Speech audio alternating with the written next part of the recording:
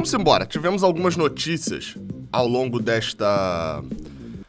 final da sexta-feira e ao longo desse sábado que a gente precisa te atualizar. São algumas notícias, nenhuma assim gigantescamente nova, então já te digo logo, eu gosto de ser sincero aqui com vocês.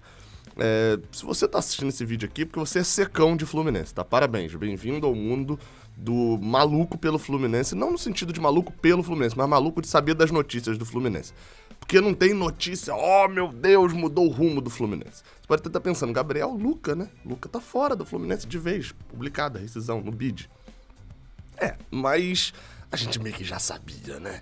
Tinha esse detalhe aí também, que a gente já imaginava que isso ia acontecer. Bem, são duas saídas, uma notícia sobre a saída, inclusive, de Casares também, e jogo da Copinha.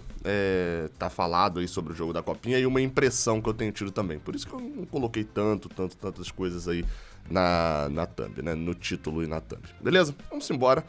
Não vou nem rodar a vinheta, vamos embora logo pra falar de Copinha, né? Se você não me conhece, sou Gabriel Amaral, é sempre bom se apresentar. Sou Gabriel Amaral, sou jornalista por formação e sou tricolor de coração. Bem, vamos embora pra falar sobre Copinha, isso porque o Fluminense joga neste domingo, né, 2 dias depois, e saiu da caverna do Matão, como foi falado lá no podcast do GE. Saiu daquele gramado onde é horroroso, né? O Fluminense está nas oitavas de final agora, e até as oitavas de final joga-se. A galera falando, e a Federação Paulista? Galera, não é só isso. Até as oitavas de final, os 3 primeiros jogos, né? A fase de grupos é tudo no mesmo lugar, definido por sorteio. E o Fluminense foi sorteado em Matão, né? Deu azar. E a quarta rodada, né? Que é a segunda fase, o primeiro mata-mata, e a terceira fase, o segundo mata-mata, esses dois, eles são definidos pela melhor campanha. Ou seja, o Fluminense tinha a melhor campanha, passou em primeiro, né? Tinha melhor campanha do que o Francano e tinha melhor campanha do que a Ponte Preta. Que, enfim, o Fluminense, se tivesse uma campanha pior, poderia ir jogar em Franca. E qual que é a vantagem de você ter a melhor campanha, então? Você não viaja. Lembrando, os jogos são, principalmente no mata-mata, você joga dia sim, dia não. Dia sim, dia não. Então você joga dia sim, treina e descansa. Dia sim, treina e descansa. No caso do time que viaja, é praticamente um joga dia sim, treina e viaja, ou viaja e descansa, enfim, você não tem esse tempo. Então, até a quinta fase, o Fluminense tinha essa vantagem de não viajar. Qual que era a desvantagem? O não viajar significava jogar naquele pasto lá em Matão. Pegou muito mal, obviamente. Para as oitavas de final, agora sim, tem algumas sedes já mais pré-estabelecidas, né? Uma delas é Araraquara, que era a sede da onde estava vindo a Ferroviária. A Ferroviária foi eliminada nos pênaltis pelo Santos, então o adversário do Fluminense agora é o Santos, em Araraquara, num gramado.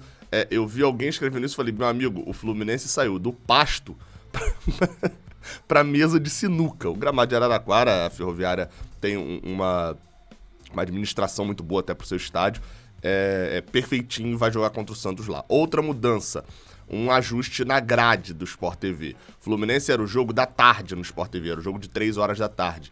Você tinha ali o Corinthians sendo um jogo da noite, o Flamengo também era um jogo da noite, em jogos em dias intercalados.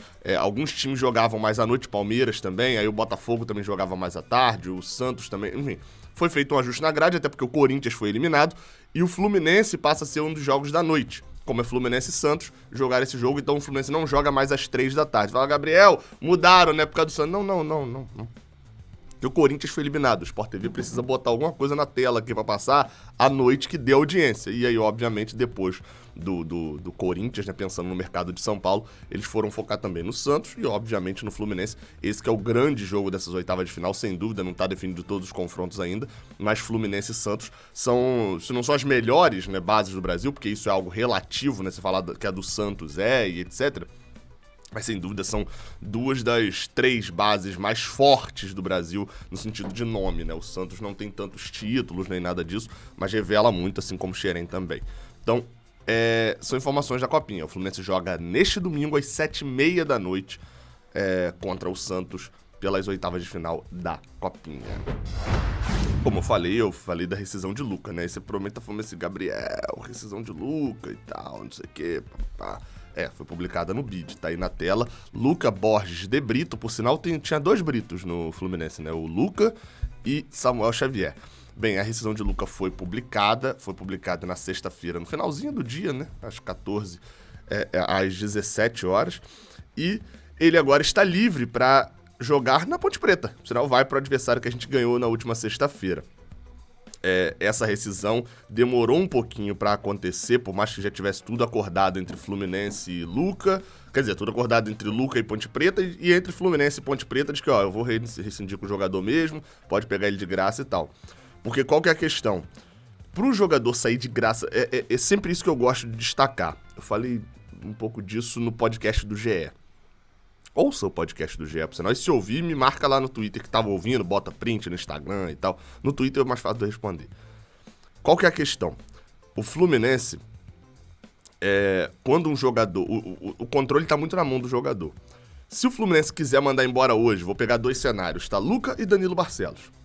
Se o Fluminense quiser mandar embora hoje Danilo Barcelos, fala, não tenho mais a intenção de te usar, já tenho um outro lateral esquerdo. O Fluminense tem que pagar o salário de Danilo Barcelos até dezembro. Independente de se usar ou não. Ou seja, não vale a pena porque deixa ele ali, né? Na pior das hipóteses, joga um sub-23, alguma coisa assim. Vai ter que pagar, de qualquer jeito. O que alguns clubes fazem? Manda embora, tira a obrigação de pagar o salário todo mês e manda Danilo Barcelos botar na justiça depois. Esse processo só vai entrar na justiça daqui a um ano e pouco, já é outro presidente, então dane-se. Pelo menos o Fluminense, até agora... A gente não viu acontecendo casos assim, mas eu sempre gosto de destacar porque quem teve Peter Simpson como presidente tem que ficar de olho em tudo. E sempre com o pé atrás. Então assim, o cenário de Danilo Barcelos é esse. O Fluminense não pode fazer isso porque teria que pagar. O jogador, em teoria, ele também não pode fazer, como é o caso de Luca, do tipo, olha só, tenho contrato até abril. Vou rescindir meu contrato porque eu já tenho um outro jogador, não, um outro clube. No caso de Luca, ele já tinha outro clube, a Ponte Preta, ele queria ir pra lá. E, na teoria, o Fluminense poderia se negar a rescindir esse contrato e exigir que Luca pagasse uma multa. Só que qual que é a diferença? Existem algumas diferenças aí e tal, tem a questão da CLT, do patrão, o empregado não dever ao patrão e tal, mas qual que é a diferença? O que o Fluminense normalmente faz? Quando o jogador tem que ir embora, ele quer ir embora, ele quer sair, ele quer rescindir o contrato dele, o outro clube não tá comprando, ele quer rescindir o contrato dele e sair de graça, né, na teoria. O que o Fluminense faz? Luca não seria utilizado no campo, então é muito mais uma questão de negociação. O Fluminense tem feito isso, me parece o certo, que é, olha, a gente rescindindo aqui o contrato amigavelmente agora, eu teria que te pagar algumas coisas que eu tô te devendo, um pedaço das férias que tá, né, pra frente, o 13º, você tava no elenco que se classificou pra Libertadores, isso tinha uma premiação ali, enfim, tem algumas coisinhas assim que ficam, e que normalmente quando o jogador acaba o contrato, o clube negocia com ele. Bobadilha agora, por exemplo, ele foi embora. O Fluminense, obviamente, ficou com alguma coisa com ele. Chega lá e fala, Bobadilha, olha só, eu tenho que te dar 400 mil reais. Só que eu tenho que dar 400 mil reais pra você, tem que dar 500 pro outro, eu não tenho 6 milhões agora pra pagar isso tudo. Vamos de 400 mil até dezembro do ano que vem? Você vai recebendo ali 35 mil por mês, 30 mil por mês e tal? Bobadilha, top, beleza, aceito, você, E aí é onde o Mário Bittencourt diz que pagar o salário em dia tem feito esses jogadores que estão saindo e ficam com esse valorzinho aí de rescisão, que individualmente é pequeno. 400 mil não é um valor alto pra você pagar ali no final. O problema é que são 6, 7, 8 que estão saindo ao mesmo tempo, né? Esses jogadores tendem a aceitar mais fácil um parcelamento, porque você honrou os compromissos de pagar o salário em dia. Isso diz Mário Bittencourt. Então, no caso de Luca, o que o Fluminense fez? Olha só, então vem cá, você quer sair antes? Então vamos renegociar isso aqui. Vamos acertar esse parcelamento aqui do 13º, esse parcelamento das férias e tal, pra você não sair, dizer que eu não paguei e me botar na justiça. Enfim, isso aconteceu. E Luca já praticamente é jogador da Ponte Preta. Explicado, acho que deu pra explicar bonitinho, né? Deu pra explicar bastante. Outra situação foi uma entrevista que o empresário de Marlon deu para o portal Netflu. Marcelo Caran deu uma entrevista pro portal Netflu falando sobre a renovação. E eu vou deixar aqui algumas coisas para vocês ficarem atentos nas falas do empresário de Marlon, né? Vamos lá, deixa eu abrir aqui a matéria. Cadê? Deixa eu dar o pause aqui, porque senão eu não vou achar, né? Achei.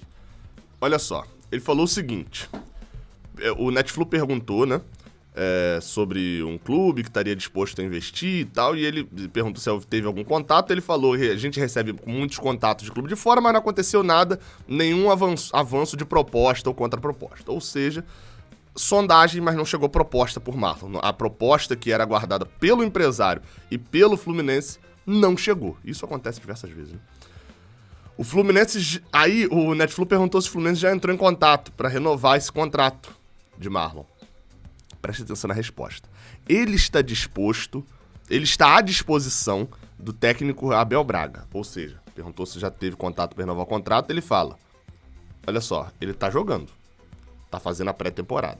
Ele tá lá, tá jogando, ele não tá se recusando a jogar. O treinador gosta dele, isso é fato. Abel que trouxe Marlon, inclusive. Depende de como as coisas acontecerem, a gente vai conversar com o Fluminense. Ou seja, nem o próprio jogador é garantia de querer renovar esse contrato, pelo visto. Lembram o que eu falei na época da venda? Na época da venda que se chegou a ventilar, mas que eu odeio essa palavra, de que, enfim, ele poderia sair. Até fui eu mesmo que noticiei aqui de que o empresário estava prometendo uma proposta, né? Tava para trazer uma proposta no início dessa semana e o Fluminense ia fazer ali um jogo duro de negociação e tal, mas estava disposto a vender o atleta. Olha essa parte final. Depende de como as coisas acontecerem, a gente vai conversar com o Fluminense. Então, assim, o próprio empresário do jogador já colocou uma condicional para Marlon renovar com o Fluminense. E é isso que eu falo. Ai, Marlon foi muito bem no Brasileirão do ano passado, ele tem que jogar esse ano, e não sei o que. Aí Marlon joga, chega no final do ano, ele vai embora pra Europa, de graça. Jogando bem ou jogando mal, sem contrato renovado. Aí a gente vai ver uma nova novela e você pode escrever. Se acontecer isso que eu tô te falando, você vai ver um monte de gente falando, mais um que sai de graça. Fluminense vai renovar o contrato com o Marlon, teria que utilizá-lo mais. Aí a gente vai pra uma outra discussão que é, Marlon deveria ser utilizado, né, mais vezes? Eu não tenho 100% de confiança ainda, gosto de Marlon, sempre gostei, sempre gostei não, né? Defendi, inclusive, a utilização dele durante esse Brasileirão, mas é óbvio que a gente não conhece o Cris Silva, tentaram meter um Cris Silva, o cara vai virar Cristiano mesmo. Cris Silva e Pineda, a gente não conhece totalmente, eu fiz o raio-x de um deles aqui já, inclusive. Mas é óbvio que o nível subiu em relação a Egídio e Danilo Barcelos. Isso é um fato. E se o nível subiu, obviamente a facilidade de Marlon para ser titular, ou mesmo a vontade do Fluminense de ter Marlon, ser Marlon seu titular, eu confesso que não vejo muita diferença só na idade entre Marlon e Samuel Xavier. Só na idade mesmo. Que obviamente faz muita diferença, mas... Então assim, esse depende de como as coisas acontecerem, a gente vai conversar com o Fluminense, me preocupa um pouquinho. Depois ele fala, inclusive, ele tem uma parte que ele fala, ó, mas acha que o Carioca para Libertadores pode ser uma espécie de laboratório? E aí o empresário responde o seguinte, acho que não. Aí ele fala alguma coisa aqui, né? Não acho que precise provar mais nada, o clube o conhece. Pareceu muito amigável essa relação total aí, não. Enfim, e aí no final das contas perguntou ele sobre o jogador e tal, mas nada de tão relevante assim. Pra mim, spoiler do que vai acontecer. Vai ser jogo duro para renovação, o Fluminense vai caçar uma proposta e vai acabar vendendo por 800 mil euros, 700 mil euros, para poder não perder de graça no final do ano. Porque acho que está muito claro de que a ideia de Marlon em 2023 é estar jogando na Europa. E renovando o contrato, vai ser difícil isso acontecer. Bem, por último, só para poder fechar aqui, em matéria, informação, né, do Jornal o Globo, do Marcelo Neves, é algo que eu já venho batendo na tecla há um bom tempo aqui como opinião, né? E o Marcelo Neves trouxe como informação. O Fluminense não vai buscar uma reposição para a saída de Casares, lá pro Metalist da Ucrânia. Casares está saindo, vai rescindir o contrato, e o Fluminense não vai... não vai buscar uma reposição para Casares, porque provavelmente já se esperava uma baixa utilização de Casares nessa temporada. Não é essa a ideia, entendeu? Então, Casares saindo, você só considera alívio na folha salarial, e não necessariamente um problema, uma baixa necessariamente no seu elenco. É isso, não tem reposição para Casares. Óbvio que uma oportunidade de mercado ali não vai ser encarado como reposição para Casares, vai ser encarado como oportunidade de mercado. Mas a ideia é que o elenco já está fechado, pelo menos, para os primeiros meses do ano. É isso, até a próxima, valeu!